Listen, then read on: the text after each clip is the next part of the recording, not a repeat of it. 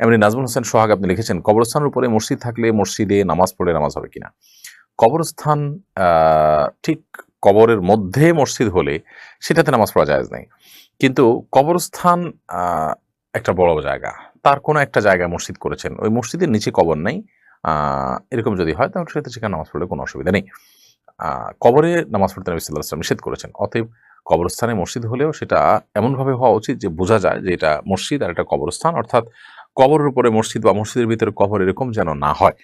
মসজিদের যেন আলাদা সত্তা এবং অস্তিত্ব থাকে পৃথক। তাহলে সেক্ষেত্রে সেখানে নামাজ হতে পারে। সবচেয়ে উত্তম হয় কবরস্থানের এরিয়ার বাইরে মসজিদ করলেন। আ যাতে করে দৃশ্যত দেখতে মানে দৃষ্টিকটু না হয় যে সামনে কবরগুলো আছে আর সেখানে আপনি আ মসজিদ করে নামাজ পড়ছেন। এরকম যেন না হয়। এজন্য কবরস্থানের কোনো একটা পাশে প্রান্তে যাতে এটার আলাদা অস্তিত্ব বোঝা যায় সেরকম করে মসজিদ করলে সেখানে নামাজ হতে পারে। মহিন ঐশী আপনি লিখেছেন, ইসলামের ধর্ম বোন বলতে কিছু আছে কিনা? ইসলামের ধর্ম বোন বলতে কোনো কিছু নেই। বোন রক্ত সম্পর্কীয় বোন, তিনিই বোন। এছাড়া অন্য সব মুসলিমরাই আ বোনের মতো, সেটা ভিন্ন বিষয়। আ মুসলিম মেয়েরাই বোনের মতো। কিন্তু আপনি ধর্ম বোন বলতে যেটি বোঝাতে চেয়েছেন, আমাদের দেশে আজকাল ডাকা বোন আ এর কথা আমরা জানি। যে সমাজে অনেকে ভাই-বোন ডাকাডাকি করেন এবং আপন ভাই-বোনের মতো একটা সম্পর্ক করেন, এটা হারাম। আ প্রথমত এরকম কোনো ভাই-বোনের অস্তিত্ব ইসলামে নেই। দ্বিতীয়ত এটি কারণে দেখা যায় যে গায়ে মাহরাম ছেলে-মেয়ে, নারী-পুরুষ একে অন্যের সাথে ভাই-বোনের মতো দেখা সাক্ষাৎ করেন, উঠা-বসা করেন এবং পর্দার বিধান লঙ্ঘন করেন। এগুলো সমূহ সমস্যার পথকে উন্মোচন করে, সমূহ সমস্যার দুয়ারকে খুলে দেয়। এজন্য এগুলো জায়েজ নেই।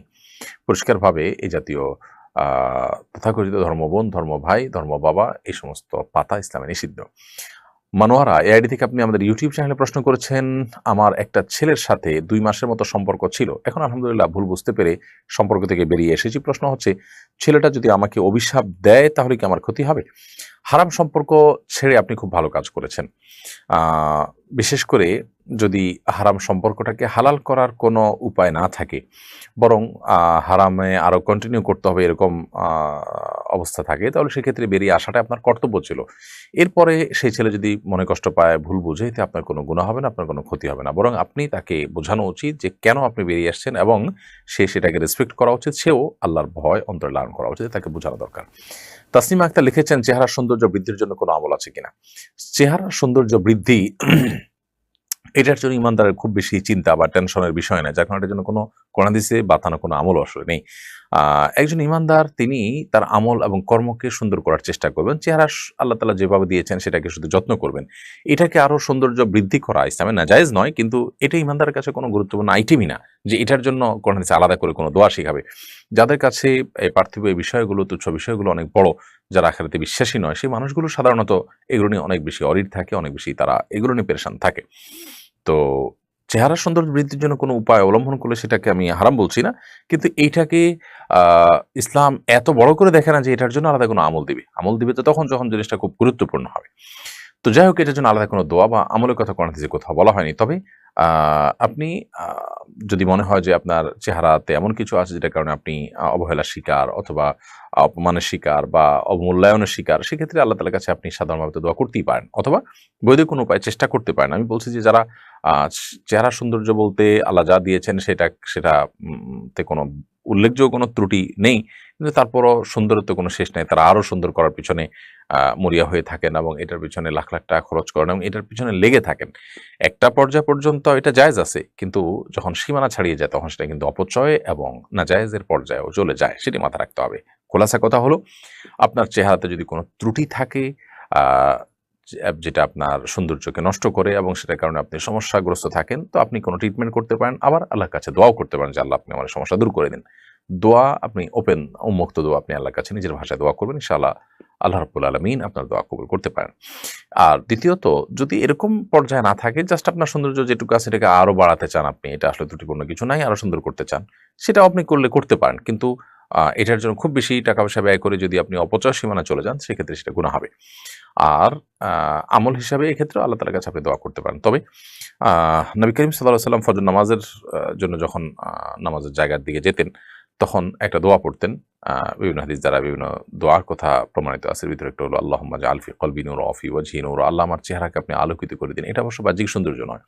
এটা হলো ঈমানের একটা নূর। যেটা যেটা আপনার এই চামড়ার সৌন্দর্য নয়, যেটার মধ্যে এক ধরনের লাবণ্য থাকবে, এক ধরনের সৌন্দর্য থাকবে, অভাবনীয়, অকল্পনীয়, এবং যে সৌন্দর্যটা একেবারেই আপনার অতি প্রাকৃতিক। অতএব সেটার জন্য আল্লাহ তাআলার কাছে সে দোয়া আপনি করতে পারেন, সেটা ভিন্ন বিষয়। ফাতেমা এডি থেকে আপনি লিখেছেন, আমার চেনা একমাত্র দক্ষ মহিলা ডাক্তার খ্রিস্টান। আমি তার আচরণে স্বস্তি পাই।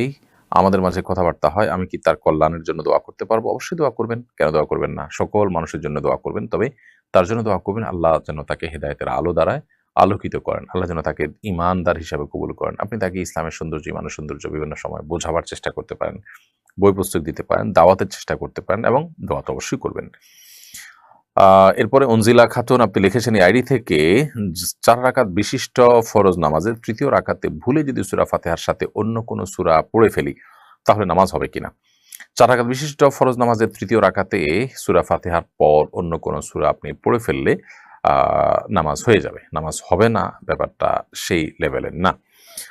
আব্দুল্লাহ ইনোমান এই আইডি থেকে আপনি লিখেছেন আমাদের ইউটিউব চ্যানেলে, আমাদের মাদ্রাসায় উপবৃত্তির জন্য ফরম পূরণ করতে বলেছে। আমার বাবা প্রবাসে থাকেন।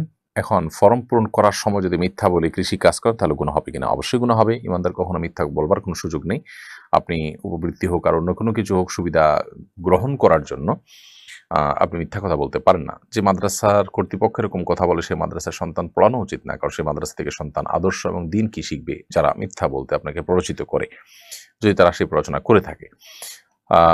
সুবর্ণা সিদ্দিকী এর থেকে আপনি লিখেছেন, মেয়ের বয়স ৩ বছর, ওর নামে ৩ ভরি স্বর্ণের গহনা আছে। এর কোনো যাকাত দিতে হবে কিনা? মেয়ের বয়স যদি ৩ বছর হয় এবং তার যদি স্বর্ণের গহনা থাকে, তাহলে সেক্ষেত্রে ইমাম আবু হানিফা রাহমাতুল্লাহ আলাইহির মত অনুযায়ী তার স্বর্ণের যাকাত দিতে হবে না। একে তো ৩ ভরি স্বর্ণের তো যাকাত হয়ই না। যাকাতের নেশাব পূরণই হয় না। দ্বিতীয়ত নাবালেগ বা অপ্রাপ্তবয়স্ক সন্তান থাকলে, তার সম্পদ থাকলে সেটার উপর যাকাত আসে না। কারণ অপ্রাপ্তবয়স্কের উপর শরীয়তের বিধান প্রযোজ্য হয় না। যদিও এ বিষয়ে জমহুর বা সংখ্যাগরিষ্ঠ ইমাম, ইমাম মালিক, ইমাম শাফি, ইমাম আহমদ ইবনে হাম্বল রাহিমাহুল্লাহ তাদের মতে মানে সন্তান বা শিশু অপ্রাপ্তবয়স্ক তার সম্পদ যদি থাকে যাকাত দেওয়ার মতো, তাহলে যাকাত প্রযোজ্য হবে সম্পদের উপর। এটা ওনাদের মত। যাই হোক, তো ৩ বছরের শিশু প্রথমত, দ্বিতীয়ত আবার ৩ ভরি স্বর্ণ। ৩ ভরি স্বর্ণের তো যাকাত আসে না। বিধায় তার যদি অন্য কোনো সম্পদ না থাকে তাহলে আর এটা আলোচনার বিষয় নয় যে এটা যাকাত আসে কিনা। অবশ্যই যাকাত আসবে না। কারণ ৭.৫ ভরির নিচে শুধু স্বর্ণ থাকলে তখন যাকাত আসে না। মোহাম্মদ জয়নুল আবেদিন তারিন আইডি থেকে আপনি লিখেছেন, পা ধরে সালাম করা যাবে কিনা? সালাম মুখে দেওয়ার জিনিস। আসসালামু আলাইকুম ওয়া রাহমাতুল্লাহি ওয়া বারাকাতুহু, এভাবে সালাম প্রদান করবেন, সেটাই সালাম। সালামের সাথে পা ধরার কোনো সম্পর্ক নেই। কণিকা হোসাইন আপনি লিখেছেন, টয়লেটে উজুর ব্যবস্থা থাকলে উজুতে কিভাবে দোয়া পড়ব? টয়লেটে উজুর যদি ব্যবস্থা থাকে তাহলে সেক্ষেত্রে উজুর দোয়া তো টয়লেটে পড়তে পারেন না, যেহেতু আল্লাহর নাম সেখানে আছে। এজন্য আপনি বাহিরে দোয়া পড়ে তারপর ভেতরে ঢুকে হাত দিয়ে উজু শুরু করে দিলেন। অর্থাৎ ঠিক টয়লেটের বাহির থেকে দোয়াটা পড়ে নিয়ে আপনি ভেতরে চলে গেলেন, অথবা দোয়া মনে মনে পড়লেন। এমনি হেলাল হোসেন আপনি আমাদের ইউটিউব চ্যানেলে লিখেছেন, বিদেশি কোনো সংস্থার কাছ থেকে মসজিদের বাজেট নিয়ে মসজিদ নির্মাণ করা যাবে কিনা? কোনো অসুবিধা নেই। বিদেশি কোনো সংস্থা যদি আপনাকে মসজিদের জন্য টাকা দেয়, আপনি সেই টাকাটা নিয়ে মসজিদ করতে পারেন। সাধারণত মুসলিম দেশগুলো বা মুসলিম দেশ না হলেও অমুসলিম প্রধান দেশে অনেক মুসলিম সংগঠন এ জাতীয় বাজেট দিয়ে থাকে। এটা গ্রহণ করতে কোনো অসুবিধা নেই।